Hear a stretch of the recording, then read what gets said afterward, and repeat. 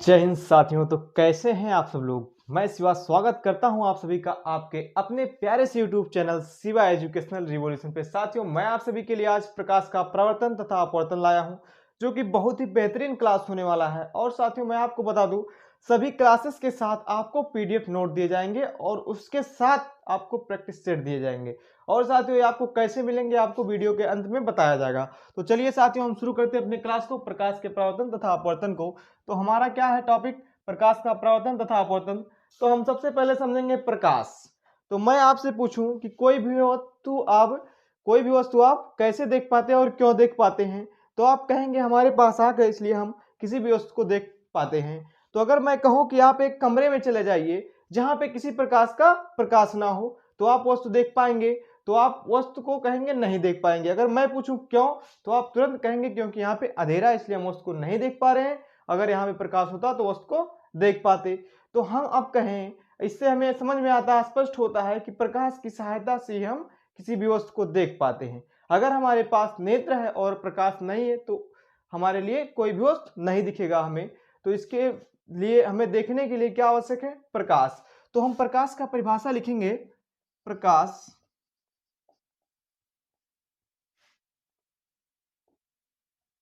प्रकाश यानी लाइट।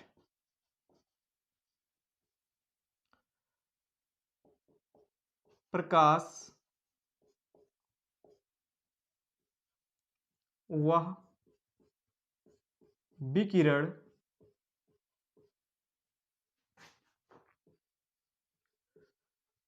ऊर्जा है जिसकी सहायता से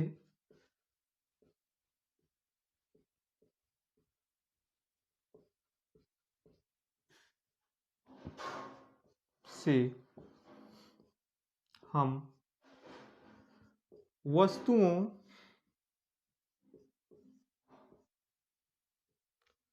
को देखने में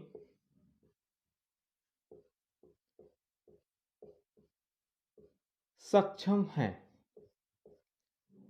साथियों, हमारा प्रकाश हो गया। हम किसी भी वस्तु को केवल प्रकाश की वजह से ही देख पाते हैं। अगर प्रकाश ना हो तो कोई भी वस्तु हमारे लिए नहीं दिखेगा। तो हम प्रकाश के कुछ गुणों को समझेंगे। प्रकाश के गुण, प्रॉपर्टीज ऑफ लाइट, ठीक है ना। प्रॉपर्टीज ऑफ लाइट, प्रकाश के गुण। तो हम प्रकाश के गुण में क्या लिखेंगे, प्रकाश विद्युत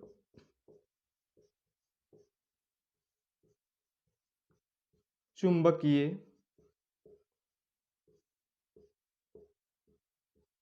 तरंग है। ये विद्युत चुंबकीय आपको समझ में नहीं आ रहा है, लेकिन आप इसे बस जानिए, आगे आपको बिल्कुल समझ में आएगा। क्योंकि अभी इसके बारे में मैं विस्तृत नहीं बता पाऊंगा। हमारा चैप्टर है प्रकाश का प्रवर्तन तथा अपवर्तन।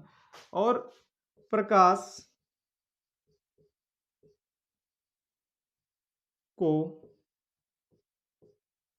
गमन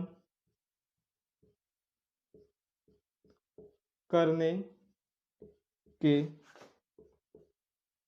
लिए माध्यम की आवश्यकता नहीं होती है।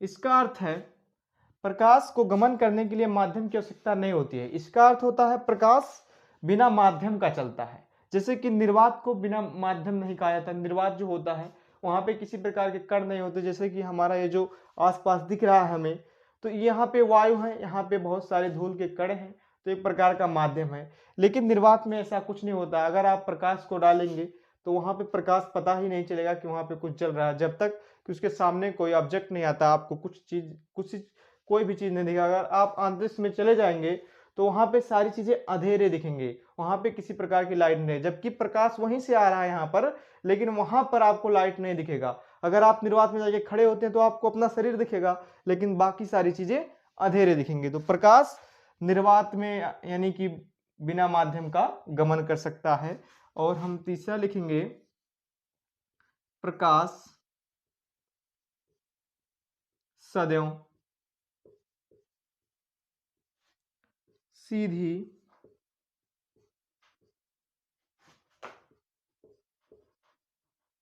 रेखा में गमन करता है। मतलब कि प्रकाश हमेशा सीधे जाता है। अगर आप ऐसे प्रकाश को डाल रहे हैं और यहाँ पे कोन है तो वहां पर नहीं जाएगा, बल्कि जब हम लोगों को लगता है कि प्रकाश गया, आप लोग टॉर्च जलाते हैं तो साइड में दिख जाता है, बस रिफ्लेक्शन के कारण ही दिखता है। और उसका फोकस अगर नहीं जा रहा है फिर भी आप देखेंगे तो वहां पर थोड़ा उजाला होता है, तो बस रिफ्लेक्शन के कारण होता है। लेकिन प्रकाश हमेशा सरल रेखा में गति करता है। और प्रकाश का निर्वात में वेग या चाल कितना होता है? निर्वात में 3 × 10⁸ मीटर पर सेकेंड चाल होता है। ठीक है ना, जो कि बहुत अधिक चाल है। 3 × 10⁸ मीटर पर सेकेंड, एक सेकेंड में इतनी दूरी, एक सेकेंड में 3 × 10⁸ मीटर दूरी तय कर लेता है प्रकाश। तो साथियों ये आपका प्रकाश हुआ, आप इसे नोट कर लीजिए।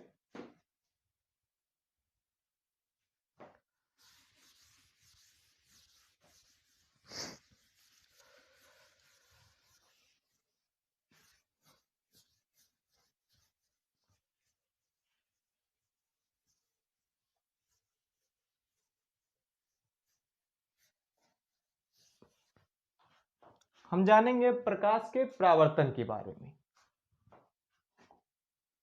प्रकाश का परावर्तन, रिफ्लेक्शन ऑफ लाइट। हम इसको समझेंगे प्रकाश के परावर्तन को कैसे। आप अपने घर में शीशे को देखे होंगे, दर्पण होता है, उसको हम दर्पण बोलते हैं वैज्ञानिक भाषा में। तो आप उस दर्पण में जब अपना चेहरा देखते हैं तो बस परावर्तन के कारण दिखता है। और हम यहाँ पे परावर्तन को समझने के लिए एक लेंगे। यहाँ पर देखिए, आप मान लीजिए अपने घर में जो दर्पण है वो आपके घर का ये दर्पण है। और यहाँ पर आप लेजर लाइट तो देखे ही होंगे और जरूर ही खरीद के लाए होंगे। और वहाँ पे लेजर लाइट को आप इस दर्पण पे से लगा रहे हैं तो इस दर्पण पे ये टकराता है। उसके बाद में यहां से टकराने के बाद दूसरे साइड में चला जाता है। आप ऐसा देखे होंगे, अगर नहीं देखे हैं तो टेस्ट कर लीजिएगा। जब आप प्रकाश पे किसी प्रकार की लाइट डालते हैं वो दर्पण पे, तो वह टकरा के दूसरी दिशा में चला जाता है। लेकिन ये माध्यम क्या होता है? ये हमारा एक माध्यम पूरा वायु रहता है, वही माध्यम रह जाता है। टकराने के बाद उसी माध्यम में वापस लौट गया। इस क्रिया को क्या कहते हैं? प्रकाश का परावर्तन। जब हम किसी प्रकाश को किसी चिकने सतह पे डालते हैं और वह टकराने के पश्चात उसी माध्यम में वापस लौट जाए, इस क्रिया को कहते हैं प्रकाश का परावर्तन। देखिए जैसे कि यहाँ पे टॉर्च जलाया गया और इस दर्पण पे टकराया और यहाँ से वापस लौट गया, क्या कहेंगे इसे?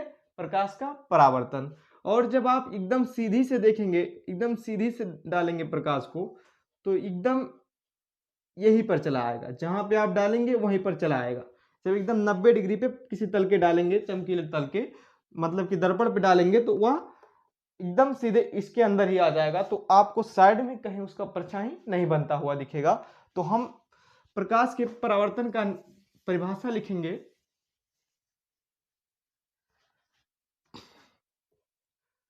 जब प्रकाश किसी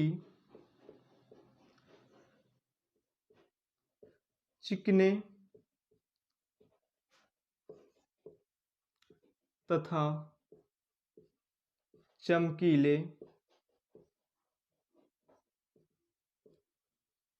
सतह से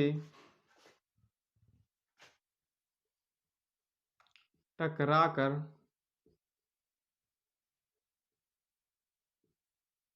अपने क्या लिख दिए, या फिर लिख दे टकरा कर उसी माध्यम में वापस लौट जाता है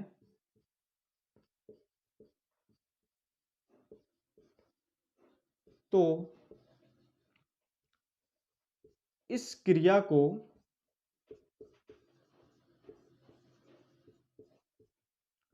प्रकाश का परावर्तन कहते हैं।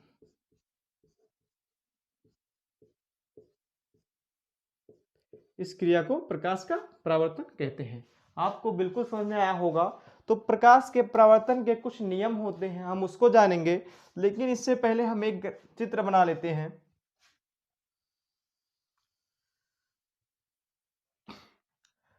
आप इसे नोट करते रहिएगा। ये प्रकाश के परावर्तन का परिभाषा हो गया। हम इसके बाद प्रकाश के परावर्तन के नियम जानेंगे, जो कि 2 नियम होते हैं। तो हम इसे लिख लेते हैं।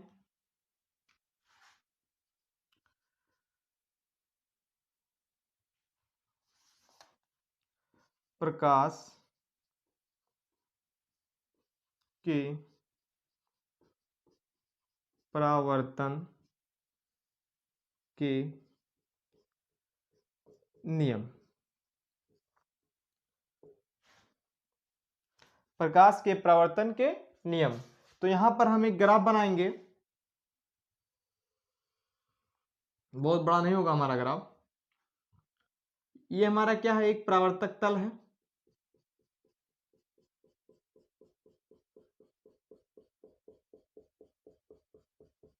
क्या है, ये हमारा परावर्तक तल है। और देखिए, इस पे हम एक प्रकाश डाल रहे हैं। एक प्रकाश का किरण डालें, यहां पर ज्यादा बड़ा हो जा रहा है। एक प्रकाश का किरण डाले, जो कि हमारा किरण क्या है, ए बी। कहां पे गिरा, बी बिंदु पे। तो हमने जो प्रकाश डाला क्या हो गया, ए बी। और यहां से परावर्तित होकर परावर्तन के पश्चात बिंदु सी पर गया। ठीक है ना। तो यहां पे जो किरण आया ए बी क्या कहलाएगा, आपतित किरण। और परावर्तन के बाद जो बना बी सी, हम इसे क्या बोलेंगे, परावर्तित किरण। और जिस बिंदु पे प्रकाश टकराया उस बिंदु को क्या बोलते हैं, आपतन बिंदु। और देखिए, और यहां पर एक अभिलंब डाल देंगे, जो कि परावर्तक तल के लंबवत होता है। इसको हम बोल देंगे एम, और ये जो नीचे तक आया इसको बोल देंगे एन। ये हमारा अभिलंब हो गया परावर्तक तल पे। और देखिए, जो हमारा आपतित किरण हो गया, क्या यहां पर हम लिख ही देते हैं आपको साइड में। कहां पर लिख दें, यहां पर लिख देते हैं आपतित किरण। क्या हो गया हमारा, ए बी, आपतित किरण ए बी। जो किरण हमारा आया परावर्तक तल पे, उसको क्या बोल दिए, ए बी। और जिस बिंदु पे टकरा गया उस बिंदु को क्या बोलेंगे, आपतन बिंदु। आपतन बिंदु। आपतन बिंदु हमारा क्या है, बी। इस बिंदु पे टकराया और परावर्तित किरण क्या हो जाएगा, बी सी। परावर्तित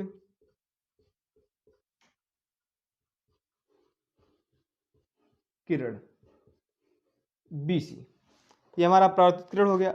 और अभिलंब क्या है, अभिलंब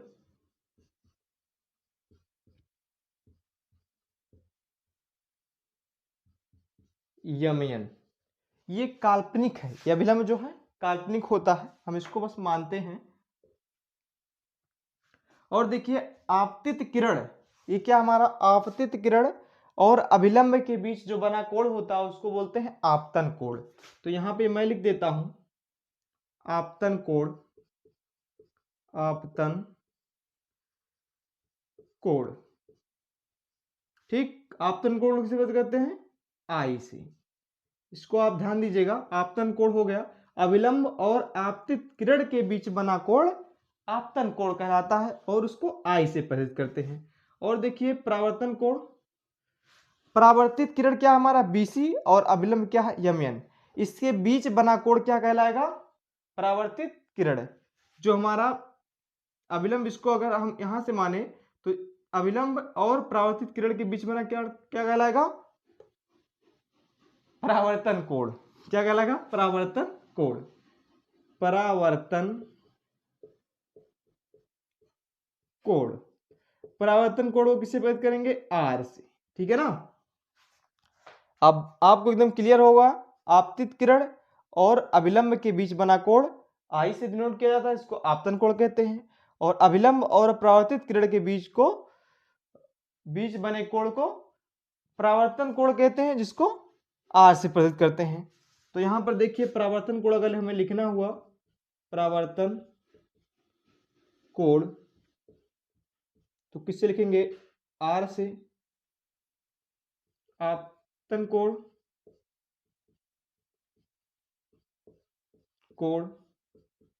आई से। कुछ छूट नहीं ना रहा है, ठीक। और हमारा एक परावर्तक तल है, ये मतलब कि दर्पण है। उसके बाद हम प्रकाश के परावर्तन के नियम पर आते हैं। इसको आप अच्छे से जब जानेंगे तब परावर्तन के नियम को समझ पाएंगे। प्रकाश के परावर्तन में केवल और केवल दो नियम होते हैं, जो कि है, हमारा पहला नियम है आपतित किरण, आपतित किरण आपतन बिंदु, आपतन बिंदु पर अभिलंब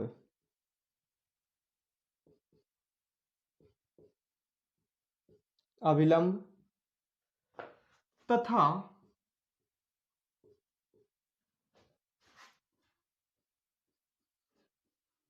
परावर्तित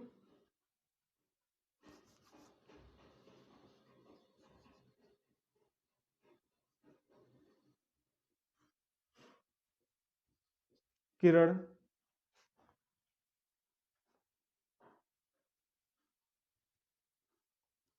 तीनों एक ही तल में होते हैं।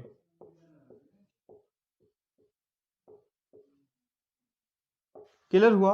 आपतित किरण, देखिए आपतित किरण हमारा हो गया ए बी, और आपतन बिंदु हमारा क्या हो गया? बी। देखिए, और आपतन बिंदु पर क्या? अभिलंब तथा परावर्तित किरण तीनों एक ही तल में होते हैं। एक ही तल में क्या मतलब क्या होता है? 2D में, जो कि हम पढ़ चुके हैं, ये y और x, ठीक है ना? ये होता है y डैश, ये होता है x। इसको इसके बीच में हो जाता है, इसको बोलते हैं एक तल, इसको लिखते हैं 2D से। ठीक है ना? 2D मतलब इसका ये होता है कि एक ही तल में हो जाते हैं, एक तल में हम इसे लिख सकते हैं, ये 2D में होते हैं। और उसके बाद में हमारा जो दूसरा नियम होता है, वो क्या होता है? दूसरा नियम होता है आपतन कोण I तथा प्रवर्तन कोण R सदैव बराबर होते हैं। आपतन कोण I तथा परावर्तन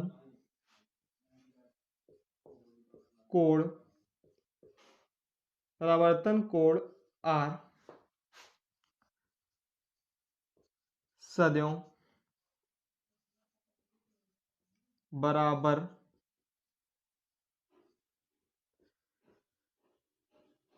होते हैं। नोट कीजिए,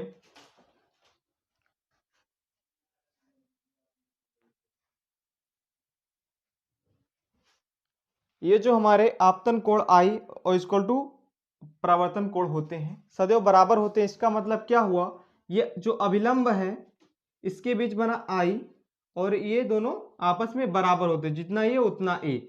जब भी हम प्रकाश को डालते हैं, ये दोनों बराबर होते हैं। अगर आप यहां से डालेंगे तो ये और बड़ा हो जाएगा। ठीक है ना? तो आप इसे एकदम नोट कर लीजिए। हम आएंगे अब दर्पण पर। तो दर्पण कितने दर्पण लिखेंगे? दर्पण, मिरर। दर्पण दो प्रकार के होते हैं, जिसमें है समतल दर्पण और गोलीय दर्पण। समतल दर्पण जो कि आपके जनरली घरों में लगा होता है, समतल दर्पण, प्लेन मिरर। और दूसरा है गोलीय दर्पण।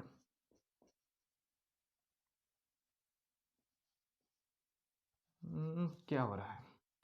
गोलीय दर्पण, स्फेरिकल मिरर।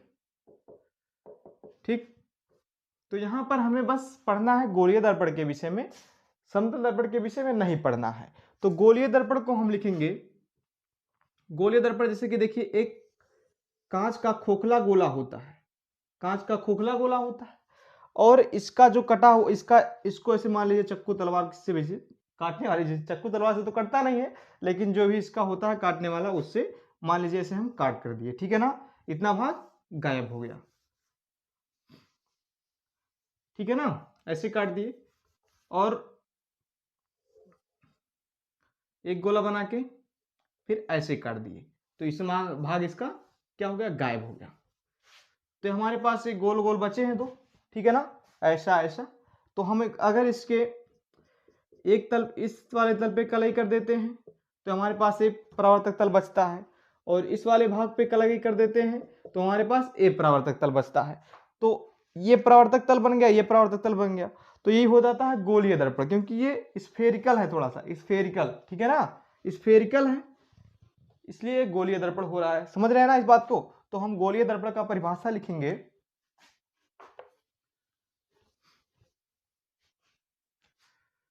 गोलीय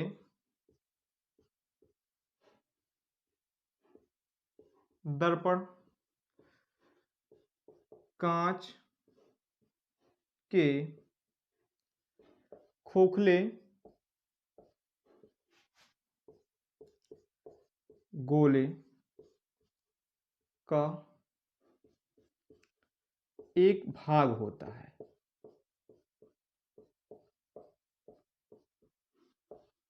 कांच के खोखले गोले का एक भाग होता है जिसके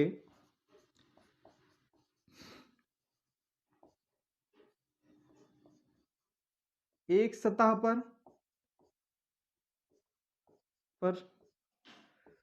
पारे तथा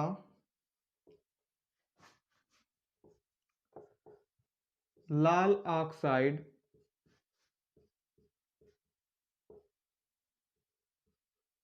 का पेंट होता है।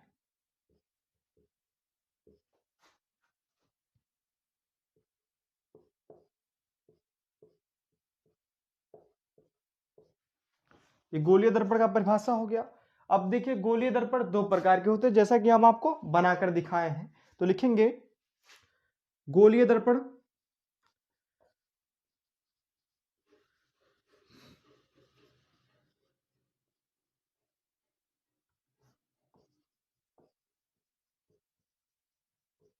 प्रकार। तो गोलीय दर्पण दो प्रकार के होते हैं, कौन कौन है? अवतल, अवतल दर्पण,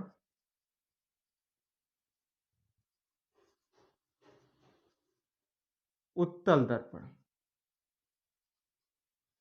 गोलीय दर्पण के प्रकार अवतल दर्पण, उत्तल दर्पण, जैसा कि हम आपको दिखाए थे।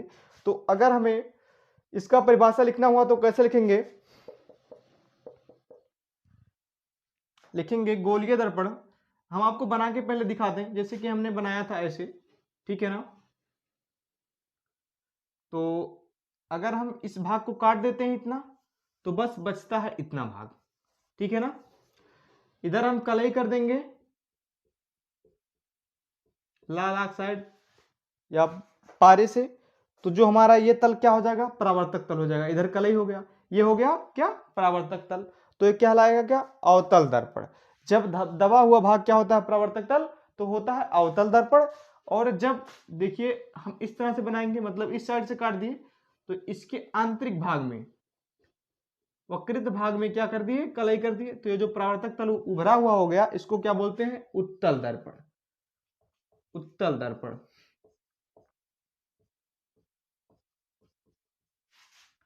और ये हो गया अवतल दर्पण। दर्पण आपको समझ में आ रहा है ना, एकदम क्लियर हो रहा है। तो हम अवतल दर्पण को लिखेंगे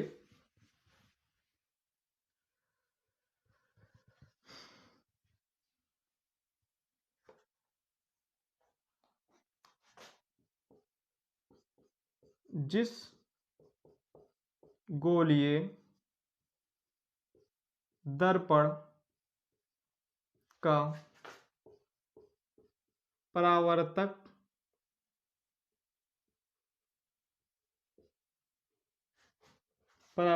तल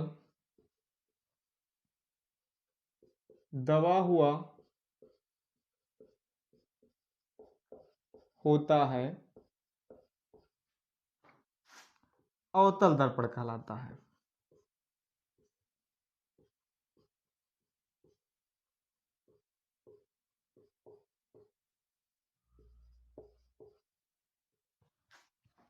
अब हम उत्तल को लिखेंगे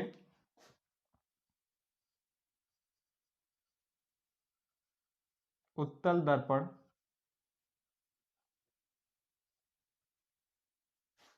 इसका इंग्लिश भी लिख दें हम, होता क्या है, कॉनकेव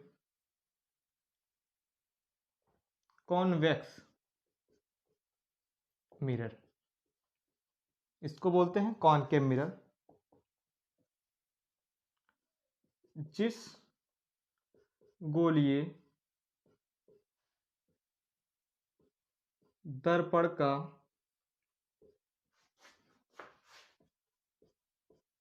परावर्तक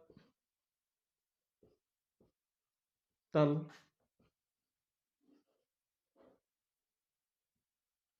उभरा हुआ है, उसे उत्तल दर्पण कहते हैं। साथियों, इसे नोट कर लीजिए।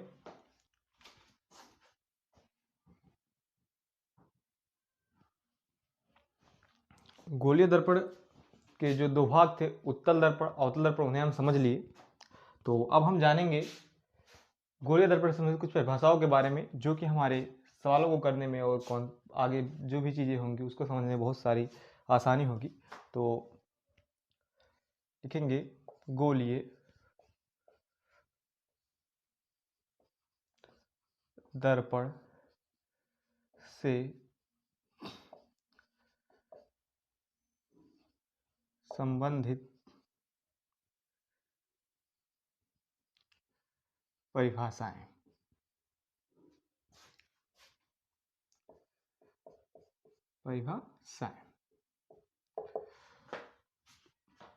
तो इसमें हम एक पहले गोला बनाते हैं जिससे आपको समझने में आसानी हो एकदम। ये हमारा खोखला गोला तो हो गया, इसको हम थोड़ा साइड में बनाएंगे।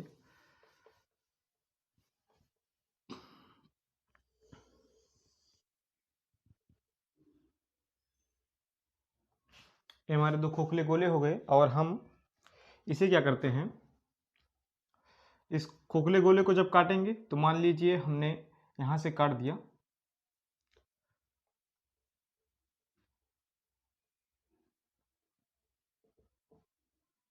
ठीक।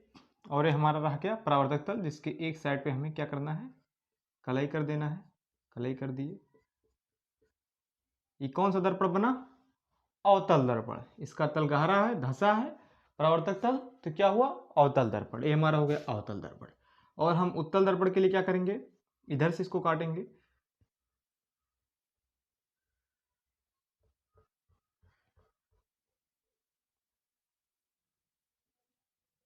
ठीक। और इसके अंदर कलई की जाती है, उत्तल दर्पण के धसे हुए भाग में कलई कर दी जाती है, और जो उभरा हुआ भाग होता है परावर्तक तल होता है। समझ रहे हैं ना। अब देखिए ये जो हमारा गोला था इसका कोई केंद्र रहा होगा ना, ये जो खोखला हमारा कांच का गोला था इसका कोई केंद्र रहा होगा, तो माना उसका केंद्र ये है जिसको हम C मानते हैं, ठीक है ना।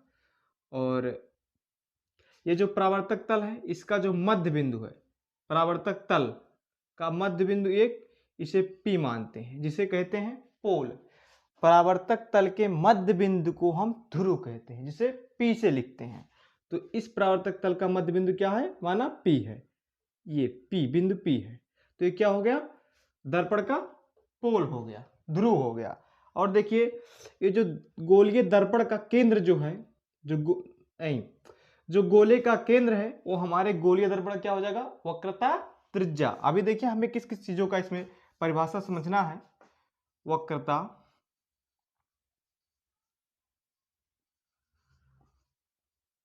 केंद्र,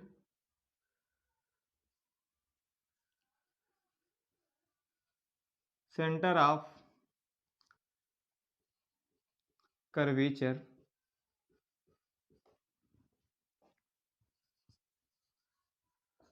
वक्रता त्रिज्या,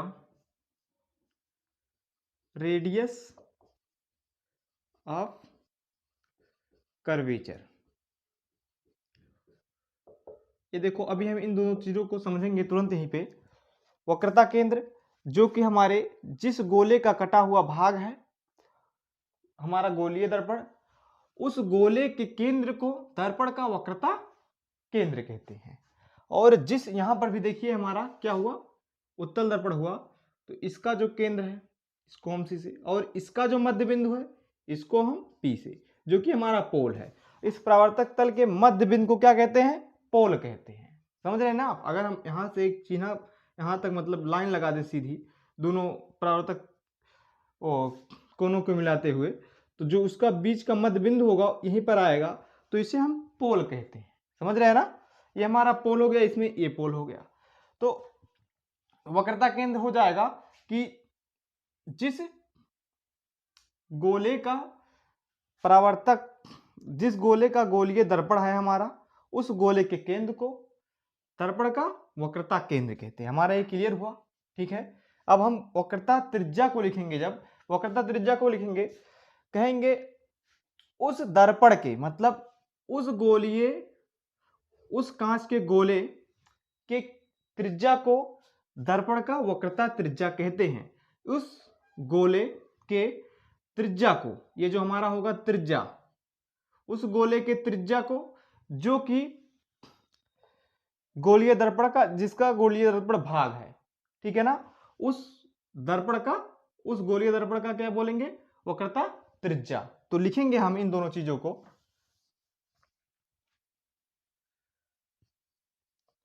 उस गोले के केंद्र को जिसका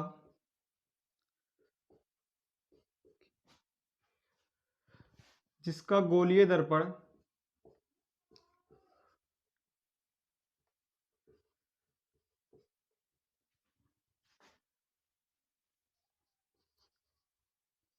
एक भाग है, उस गोले के केंद्र को जिसका गोलीय दर्पण एक भाग है, उसे गोलीय दर्पण का वक्रता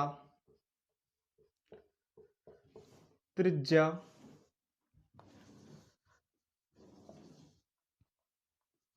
कहते हैं। समझ पा रहे हैं, क्लियर हुआ एकदम। इसको लिखने के बाद अब लिखेंगे हम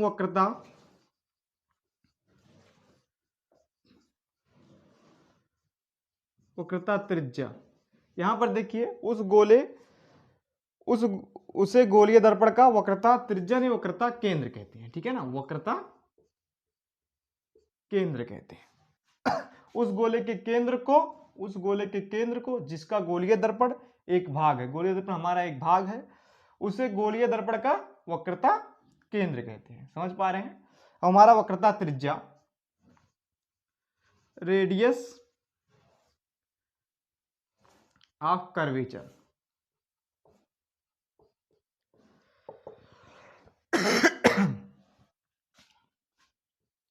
उस गोले की त्रिज्या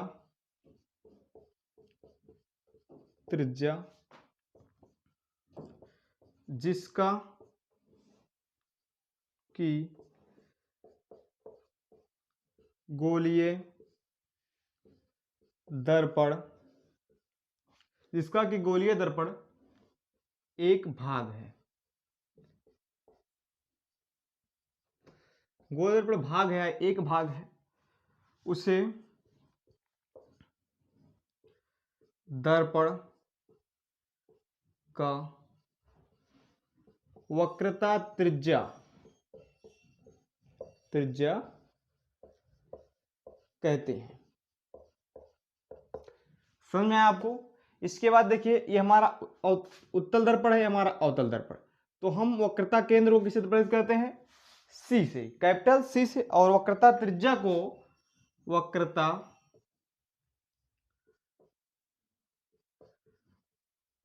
को आर से प्रदर्शित करते हैं।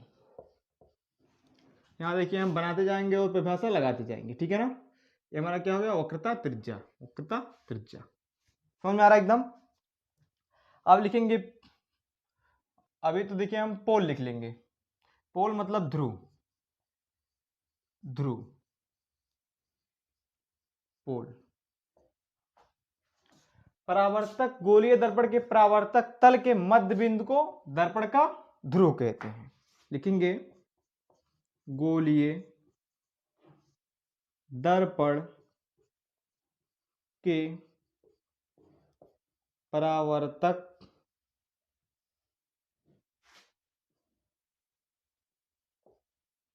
तल के मध्य बिंदु को पोल कहते हैं। क्लियर हो रहा आपको? तो इतना नोट कर लीजिए।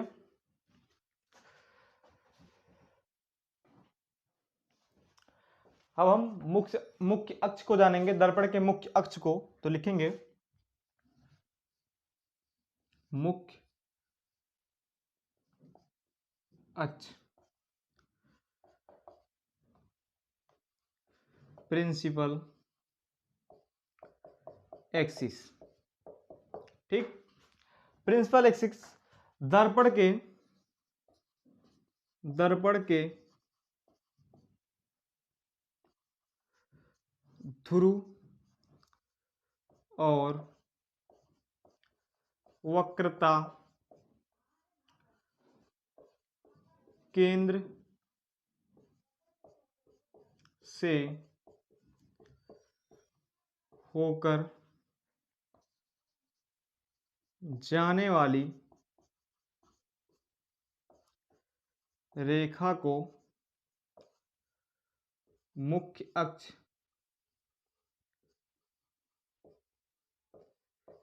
कहते हैं। समझ पा रहे हैं?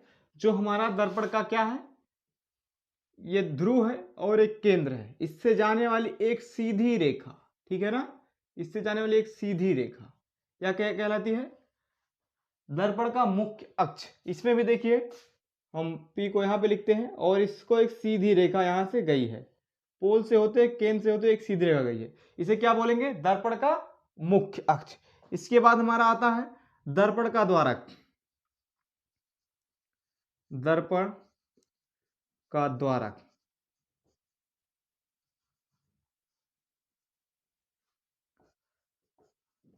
अपर्चर ऑफ मिरर, दर्पण का द्वारक। परावर्तक तल के, ये जो हमारा परावर्तक तल के व्यास, अगर हम यहां से एक सीधी रेखा खींचते, यहां से एक सीधी रेखा खींचते, परावर्तक तल के कोनों से एक सीधी रेखा खींचते, तो यहाँ और यहाँ तक की दूरी जो होती है वह क्या कहलाती है? ओ द्वारक कहलाती है। मतलब कि परावर्तक तल के व्यास को दर्पण का द्वारक कहते हैं। लिखेंगे परावर्तक तल के व्यास को दर्पण का द्वारक कहते हैं।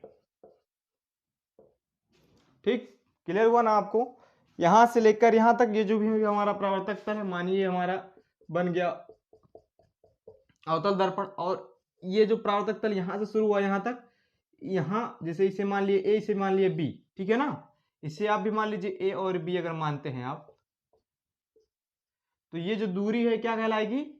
इस परावर्तक तल का व्यास, और यही क्या है? दर्पण का द्वारक है। तो क्लियर हुआ? आप इसे नोट कीजिए। हम क्या जानेंगे इसके बाद? दर्पण का मुख्य फोकस। क्या? मुख्य फोकस।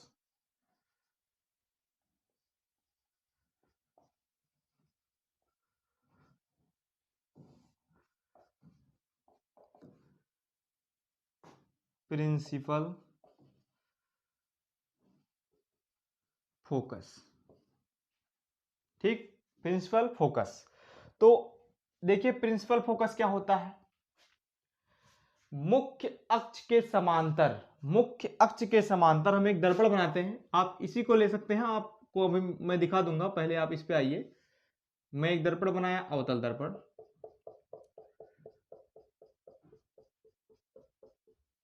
और यहां पर उत्तल दर्पण। चीजों को आपको समझना है, टाइम के लिए मत परेशान रहिए, क्लास लंबा हो रहा है, लेकिन आप टाइम के लिए मत परेशान रहिए, सब कुछ समझ में आएगा। ये हमारा हो गया उत्तल अवतल दर्पण, ये हमारा बन रहा है उत्तल दर्पण, अवतल दर्पण उत्तल दर्पण। तो हमारा यहाँ पर मान लीजिए पोल है, और यहाँ पर हमारा केंद्र है, और ये हमारा देखिए आ रहा है क्या? मुख्य अक्ष रेखा, मुख्य अक्ष वाली जो रेखा है वो आ रही है मुख्य अक्ष, और यहाँ पर हम इसका पोल मानते हैं, ये हमारा मुख्य अक्ष है। यहाँ पर केंद्र मान लीजिए, यहाँ पर भी आप केंद्र मान लीजिए, ठीक है ना? और ये दर्पण का त्रिज्या हो जाएगा, जैसा कि आपको यहाँ पे दिख रहा है। तो अगर हम प्रकाश की किरण इस पे डालते हैं, दर्पण के मुख्य अक्ष के समांतर आने वाली किरण परावर्तन के पश्चात, यहां से देखो क्या होगी? परावर्तित होगी। परावर्तन के पश्चात मुख्य फोकस से होकर जाती है, परावर्तन के पश्चात मुख्य फोकस से होकर जाती है, अथवा यहां पर देखिए, इसमें यहां पर भी हम प्रकाश का किरण डाले, मुख्य फोकस से होकर जाती है, नहीं ये केंद्र से होकर चला गया, एक मिनट गड़बड़ हो गया चित्र में थोड़ा सी।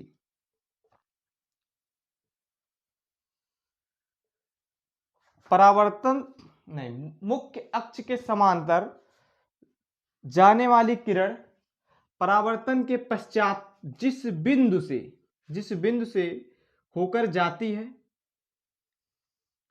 हमारा देखिए इस एक बिंदु से आकर चली गई, यहां से इसके समांतर गई, टकराने के बाद एक बिंदु से चली गई, ठीक है ना? ये हमारा प्रकाश का किरण है। और उत्तल दर्पण में क्या हो रहा है? मुख्य अक्ष के समांतर जा रही है किरण, ठीक है ना? मुख्य अक्ष के समांतर जा रही है किरण। उसके बाद परावर्तन के पश्चात क्या हो रहा है? परावर्तन के पश्चात यहां पर देखिए एक किसी बिंदु से आती हुई प्रतीत हो रही है कि नहीं? अगर इसको हम पीछे से करके बढ़ाएं तो एक बिंदु से आती हुई प्रतीत हो रही है कि नहीं? हो रही है, क्योंकि यहां से सीधे यहाँ इस तरह मुड़ गई है, लेकिन अगर इसको पीछे लेके जाए तो एक बिंदु पे आती हुई प्रतीत होती है। तो हम इसका परिभाषा कैसे लिखेंगे?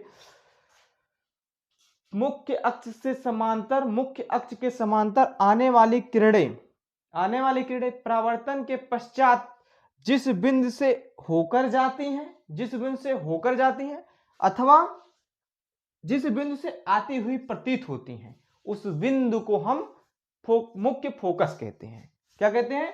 मुख्य फोकस। आप मान लीजिए इधर से कोई किरण इस पे डाल रहे हैं, तो ये इस बिंदु से इस बिंदु से क्या हो रही है? जाती हुई प्रतीत। इसको क्या बोलते हैं? मुख्य फोकस। मुख्य फोकस से को एफ से डिनोट करते हैं, एफ से प्रदर्शित करते हैं। उत्तल दर्पण में भी आप 2 किरण डाल दीजिए, मुख्य अक्ष के समांतर आप किरण डालें और वह परावर्तन के पश्चात ऐसे चली गई, तो इसको आप ऐसे पीछे बढ़ाते जाएंगे तो इस जिस बिंदु से मिलकर आती हुई प्रतीत होती है ना, आपको लग रहा है कि इसी बिंदु से आ रही है, अगर इसको पीछे बढ़ा रहे हैं तो ये क्या हो गया, उत्तल दर्पण का मुख्य फोकस हो गया। इसको कैपिटल एफ से लिखते हैं। क्लियर हुआ ना आपका? तो लिखेंगे हम मुख्य अक्ष के समांतर जाने वाली किरण परावर्तन के पश्चात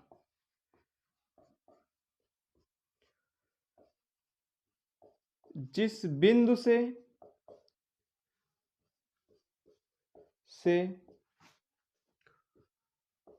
होकर जाती है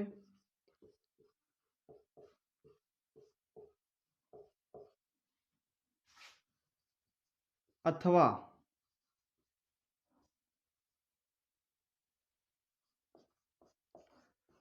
आती हुई प्रतीत होती है,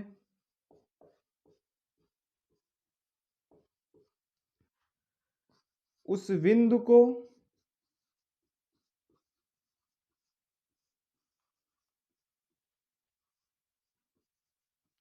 दर्पण का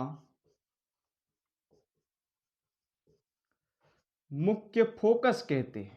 दर्पण का मुख्य फोकस कहते हैं। क्लियर हुआ? देखिए यहां पर मुख्य अक्ष के समांतर चलने वाली किरण परावर्तन के पश्चात एक बिंदु से होकर चली गई, ठीक है ना, होकर जाती है। फिर अथवा में क्या है, जिस बिंदु से आती हुई प्रतीत होती है, इस बिंदु से क्या हो रही है, आती हुई प्रतीत होती है। उत्तल दर्पण में आती हुई प्रतीत हो रही है, तो उस बिंदु को दर्पण का मुख्य फोकस कहते हैं। ये उत्तल दर्पण का फोकस परावर्तक तल के पीछे बनता है और अवतल दर्पण का जो होता है मुख्य फोकस वो परावर्तक तल के सामने बनता है। ये क्लियर हुआ? अब हम जानेंगे फोकस तल, ठीक है ना। अब देखिए यहां पर कोई बिंदु होगा जहां पे मुख्य फोकस होता है, इसे कैपिटल एफ से लिखते हैं। मुख्य फोकस को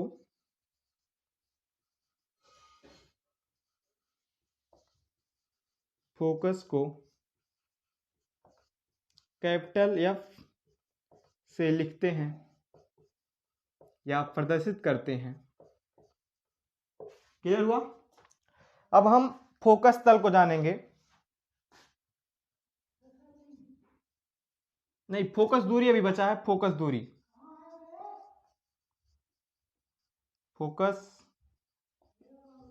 दूरी, फोकल लेंथ,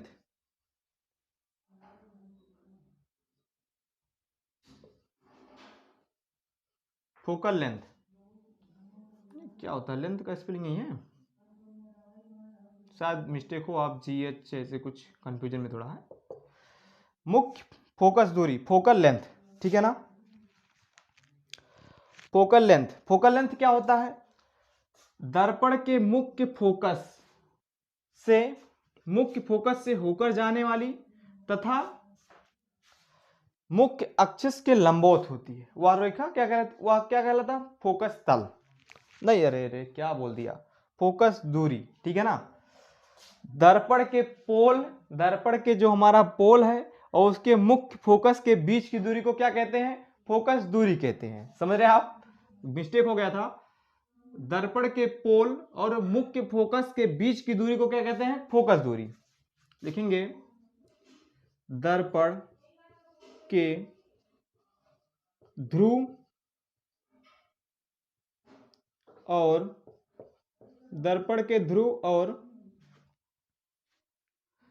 और मुख्य फोकस, या फिर लिखते हैं दर्पण के ध्रुव तथा मुख्य फोकस के बीच की दूरी को फोकस दूरी कहते हैं। इसे स्मॉल f से प्रदर्शित करते हैं। क्लियर हुआ? क्या दर्पण के ध्रुव तथा मुख्य फोकस, दर्पण के ध्रुव, ये हमारा ध्रुव है, और मुख्य फोकस के बीच की दूरी को फोकस दूरी कहते हैं। इसको स्मॉल f से प्रदर्शित करते हैं। यहां पर देखिए, इसके और इसके बीच की दूरी को क्या हो, स्मॉल f, ये फोकल दूरी है, फोकल लेंथ। ठीक, स्मॉल f। क्लियर हुआ? इसे नोट कर लीजिए।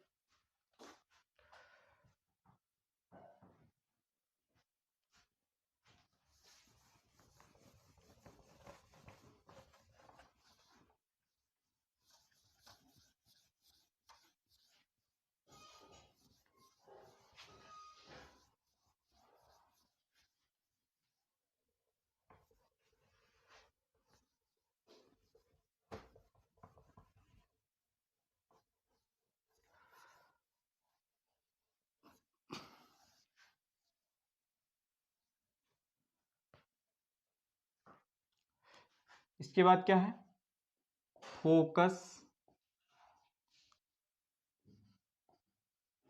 तल। ठीक, फोकस तल क्या होता है? फोकस तल होता है जो हमारा यहां पर बना था, अवतल दर्पण से हम दिखा रहे हैं, उत्तल दर्पण में भी सेम ऐसे होता है। इसका जो मुख्य फोकस है, ठीक, मुख्य फोकस के लंबवत, नहीं, मुख्य फोकस से होकर जाने वाला तल, मुख्य फोकस से होकर जाने वाला तल मतलब कोई ऐसे तल है जो मुख्य फोकस से ऐसे होकर जाता है तब मुख्य अक्ष के लंबवत हो, क्या कहलाता है? फोकस तल। कहेंगे वह तल जो मुख्य फोकस से होकर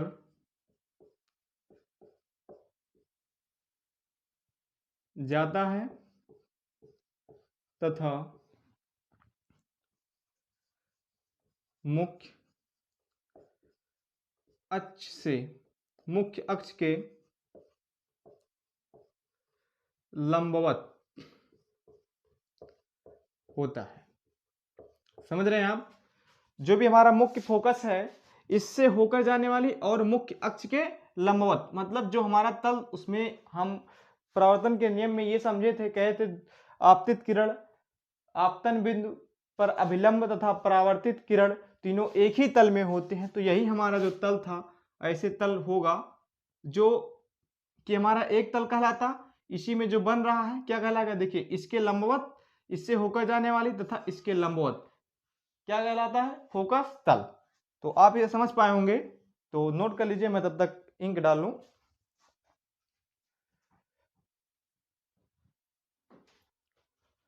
अब हम दर्पण के वक्रता, त्रिज्या तथा फोकस दूरी में संबंध को समझेंगे। दर्पण के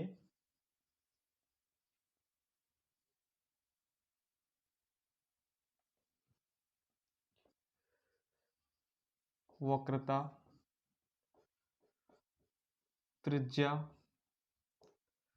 तथा फोकस दूरी में संबंध।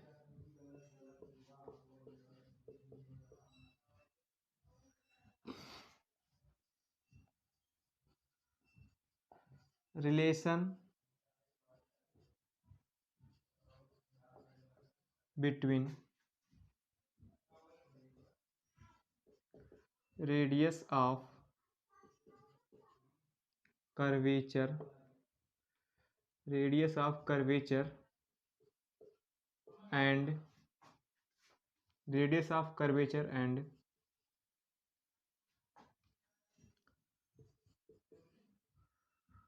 focal length of mirror. ठीक, relation between radius of curvature and focal length of mirror. ठीक है ना। हम दर्पण की फोकस दूरी और वक्रता त्रिज्या में संबंध को लिखेंगे तो क्या होता है, जब जब जैसे कि हम बना लेते हैं इसको, पहले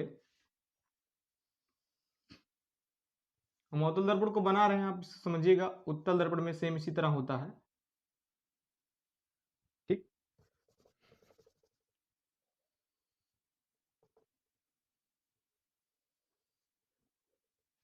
हमारा क्या है, केंद्र है, वक्रता केंद्र, और ये हमारा परावर्तक तल बन गया बाहर। इसको मानते हैं ये, इसको मानते हैं बी, या आप इसको यम मान लीजिए या फिर M2 मान लीजिए, बात वही रहेगा। ठीक है ना।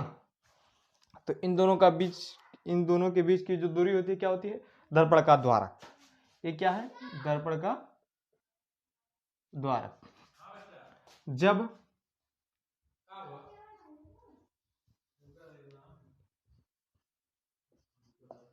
दर्पण का द्वारक वक्रता त्रिज्या, जब दर्पण का द्वारक वक्रता त्रिज्या की तुलना में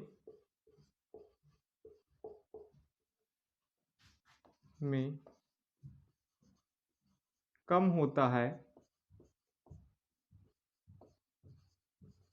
तो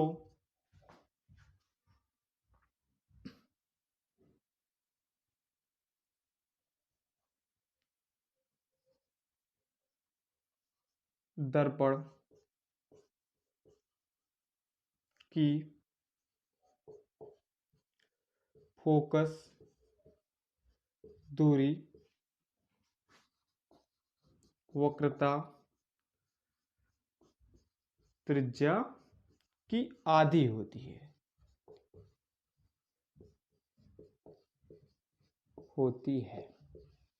ठीक है ना। जब दर्पण का द्वारक वक्रता त्रिज्या से कम होता है, जब दर्पण का द्वारक, ये हमारे वक्रता त्रिज्या यहां से लेके पोल से लेके वक्रता केंद्र तक के बीच की दूरी क्या है, वक्रता त्रिज्या। जब इसका द्वारक ये जो है M1 इंटू M2 जो है, इसकी लंबाई CP से कम रहेगी, तो क्या होगा, जो दर्पण का फोकस दूरी होगा वह वक्रता त्रिज्या के आधी होगा। वक्रता त्रिज्या हमारा क्या होता है R, इसका क्या होता है आधा। और आप यहां पर एक क्वेश्चन कर सकते हैं कि जब वक्रता त्रिज्या से दर्पण का द्वारक अधिक रहे तब क्या होगा, तो वो कंडीशन आपको यहाँ पे पढ़ना नहीं है। ठीक है ना। आपको पढ़ना क्या है, जब दर्पण का द्वारक वक्रता त्रिज्या की तुलना में कम होता है तो दर्पण की फोकस दूरी वक्रता त्रिज्या की आधी हो जाती है। तो फोकस दूरी को हम किससे लिखते हैं, F से। ठीक, और उसके बाद में वक्रता त्रिज्या को किससे लिखते हैं, R से, और इसकी क्या हो जाती है आधी। तो ये हो गया आपका। ठीक, क्लियर हुआ ना। ये हमारा फोकस दूरी है, ये हमारा वक्रता त्रिज्या है, और इसकी आधी होती है, इसकी आधे के बराबर हो गया। क्लियर है ना। गोलीय दर्पण में प्रतिबिंब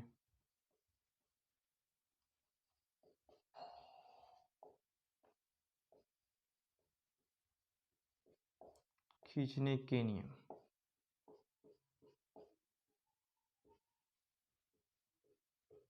गोलीय दर्पण में प्रतिबिंब खींचने के नियम। अब यहां पर आप सोचेंगे कि प्रतिबिंब क्या होता है, ये आपको अगले वीडियो में बताएगा, लेकिन यहां पर प्रतिबिंब कैसे बनाया जाएगा ये बताया जाएगा। ठीक है ना। तो जानेंगे प्रतिबिंब खींचने के नियम, बस केवल प्रतिबिंब खींचने के 3 ही नियम हैं। तो हम जानेंगे पहला नियम, जब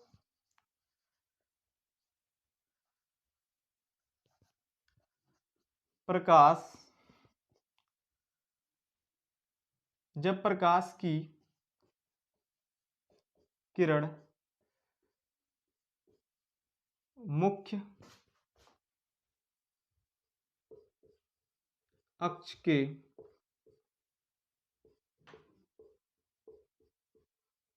समांतर जाती है तो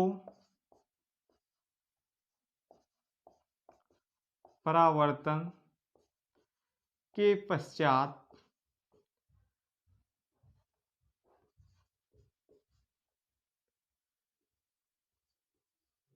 मुख्य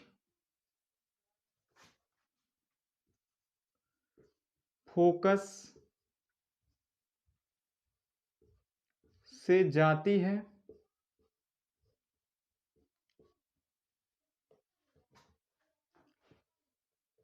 अथवा आती हुई प्रतीत होती है। इस जब को मिटा देते हैं। प्रकाश की किरण मुख्य अक्ष के समांतर जाती है तो परावर्तन के पश्चात मुख्य फोकस से जाती अथवा आती हुई प्रतीत होती है। आप समझेंगे। हम एक बनाएंगे दर्पण, देखिए बना लेते हैं अवतल दर्पण और यहाँ पर नीचे जस्ट बनाते हैं उत्तल दर्पण।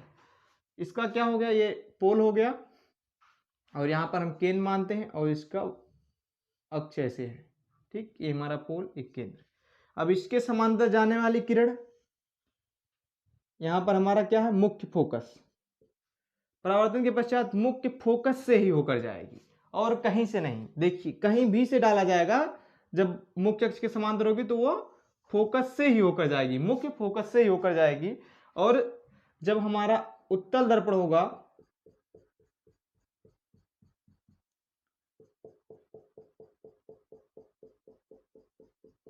जब उत्तल दर्पण होगा और इसका मुख्य अक्ष ए हुआ तो इसके समांतर जाने वाली किरण परावर्तन के पश्चात, ये देखिए इसका क्या हो जाएगा, फोकस, इस फोकस से आती हुई प्रतीत होगी। ठीक है ना। जब भी आप प्रतिबिंब खींचेंगे तो ऐसा होगा, ये नहीं कि आप केंद्र से घुसा देंगे। जब इसके समांतर जाएगी तो हमेशा मुख्य फोकस से होकर जाएगी या फिर आती हुई प्रतीत होगी। इस बात को आप ध्यान में रखिएगा, ये प्रतिबिंब खींचने में बहुत आवश्यक होता है। तो हमारा दूसरा क्या होगा, दूसरा नियम आप इसको अपने दिमाग में बैठाइएगा।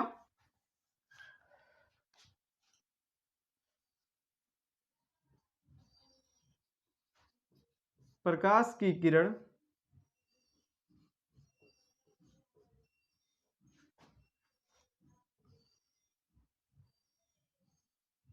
जब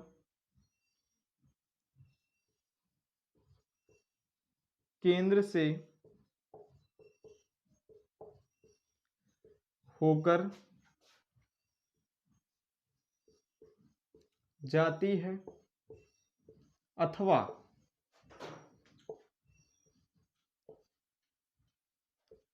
केंद्र की ओर जाती है,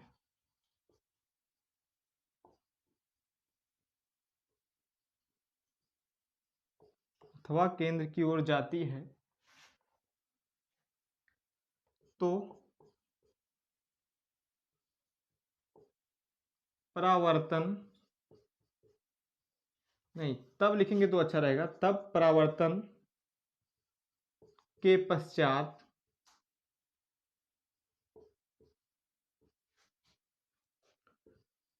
उसी मार्ग में वापस लौट जाती है। ठीक है, हम इसको समझेंगे। जब प्रकाश की किरण केंद्र से होकर जा रही है तो इसके लिए हम बनाएंगे पहले नंबर दर्पण। ये हमारा हो गया अवतल दर्पण, यहां पर हम बनाते हैं उत्तल, नहीं अवतल दर्पण, ये हमारा उत्तल दर्पण बन चुका है। ठीक, ये हमारा अवतल दर्पण बना और यहां पर हम बना रहे हैं उत्तल दर्पण।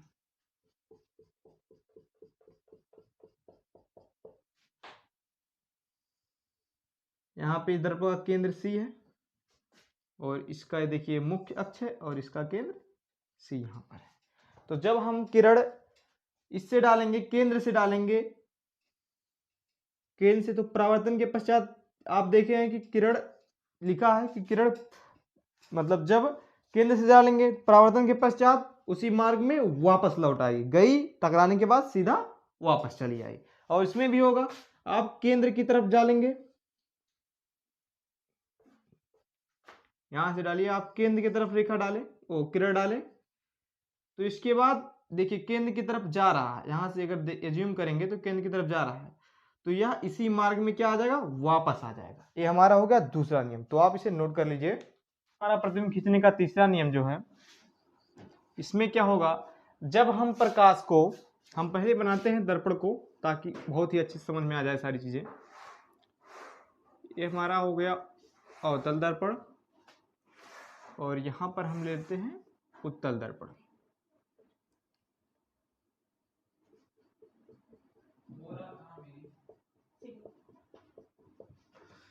इसका ये मुख्य अक्ष है और एक केंद्र है, ये क्या है, मुख्य फोकस, ये हमारा पोल है, ठीक। और यहाँ से इसका केंद्र है, ये मुख्य फोकस है, और ये क्या है, पोल है, ठीक। तो तीसरे नियम में क्या है, जब हम प्रकाश को मुख्य फोकस से गुजारते हैं, जब हम प्रकाश को मुख्य फोकस से गुजारते हैं, मुख्य फोकस पर छोड़ते हैं, तो परावर्तन के पश्चात क्या होता है, परावर्तन के पश्चात मुख्य अक्ष के समांतर हो जाता है।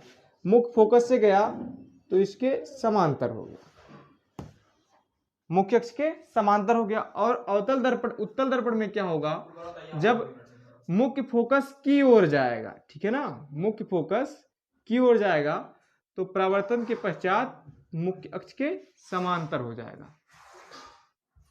थोड़ा डिसमैच हो रहा है, इसको यहां पर लीजिए, ठीक है ना। मुख्य फोकस की ओर जा रहा है, परावर्तन के पश्चात क्या हो जाएगा, मुख्य अक्ष के समांतर हो जाएगा। तो साथियों हमारा तीसरा नियम हुआ, आपको समझ में आया होगा। तो हम लिखेंगे क्या, जब प्रकाश की किरण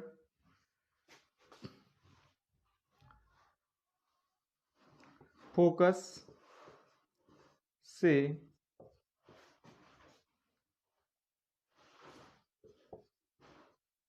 होकर जाती है, ये कौन सा दर्पण होगा, अवतल दर्पण, हम लिख लेते हैं अवतल दर्पण, ठीक है। मुख्य फोकस से होकर जाती है अथवा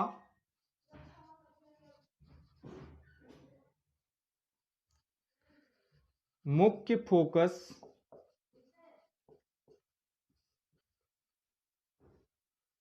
की ओर जाती है, किसमें, उत्तल दर्पण में।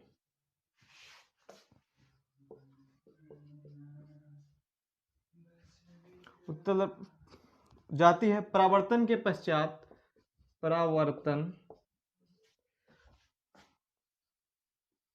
के पश्चात, परावर्तन के पश्चात मुख्य अक्ष के समांतर हो जाती है, मुख्य अक्ष के समांतर हो जाती है। आपको एकदम समझ में आया होगा। जब हमारा जो प्रकाश का किरण है, आपको मैं बताया, मुख्य फोकस से होकर जाते हैं तो परावर्तन के पश्चात मुख्य अक्ष के समांतर हो जाते हैं। यहाँ पे मुख्य फोकस की ओर जा रही है उत्तल दर्पण में, परावर्तन के पश्चात मुख्य अक्ष के समांतर हो गई। तो साथियों ये रहा हमारा आज का क्लास, जो आप लोग देख चुके हैं। इसके आगे हम बहुत सारी चीजों को समझेंगे, प्रतिबिंब और छाया में अंतर, जो कि हमारा ये छाया है और प्रतिबिंब है, इसमें अंतर क्या है, प्रतिबिंब कैसे बनता है, इन सब में अंतर को समझेंगे। इससे पहले हम आपको बता दें, अगली क्लास की वीडियो होगी, अगली क्लास होगा। अब इसमें हम आपको बता दें कि आप नोट कैसे प्राप्त करेंगे।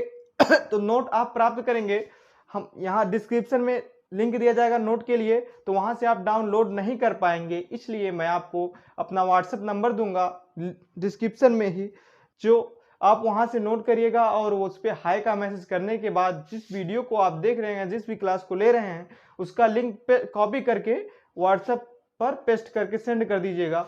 तो हम आपको उस वीडियो का लिंक आपके नहीं, मतलब उसका जो पीडीएफ नोट होगा आपको शेयर कर दिया जाएगा। और साथियों मैं अगली क्लास से ज़्यादा कोशिश करूंगा कि कम लिखूं और आपको बस चित्र के माध्यम से समझाता रहूं। तो चलिए साथियों, आज का क्लास यहीं पे समाप्त करते हैं।